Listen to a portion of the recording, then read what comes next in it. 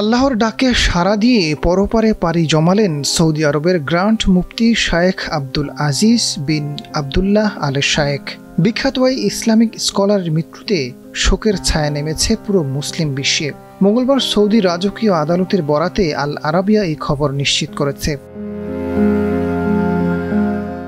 Saudi বাদশাহ সালমান ও crown prince Mohammed বিন Salman grand মুফতির পরিবার, Saudi জনগণ এবং মুসলিম বিশ্বের প্রতি সমবেদনা জানিয়েছেন। বিবৃতিতে তারা জানান, গ্র্যান্ড মুফতি শায়েখ আব্দুল আজিজ বিন আবদুল্লাহ আল শায়েখের ইন্তেকালে সৌদি আরব এবং মুসলিম বিশ্ব একজন বিশিষ্ট পণ্ডিতকে হারালো, যিনি ইসলাম এবং মুসলমানদের সেবায় গুরুত্বপূর্ণ অবদান রেখেছিলেন।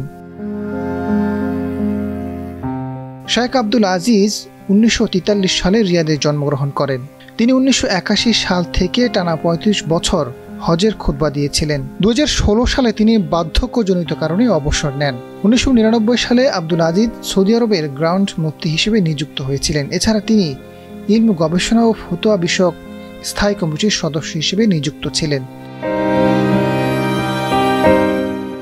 শায়েখ আব্দুল আজিজ দেশ বিদেশে একজন প্রভাবশালী ও সম্মানিত ইসলামিক পণ্ডিত হিসেবে পরিচিত ছিলেন, যিনি তার জ্ঞান ও বিনয় এবং স্পর্শবাদিতার কারণে সর্বত্র সমাদৃত ছিলেন। দেশ বিদেশে তিনি একজন প্রভাবশালী সম্মানিত ইসলামিক পণ্ডিত হিসেবে পরিচিত ছিলেন। তার ইন্তেকালকে সৌদি আরব সহ সমগ্র মুসলিম বিশ্বে এক বিরাট ক্ষতি হিসেবে দেখা হচ্ছে। আজাদ ফারুক, ডেস্ক রিপোর্ট, সময়ের আলো।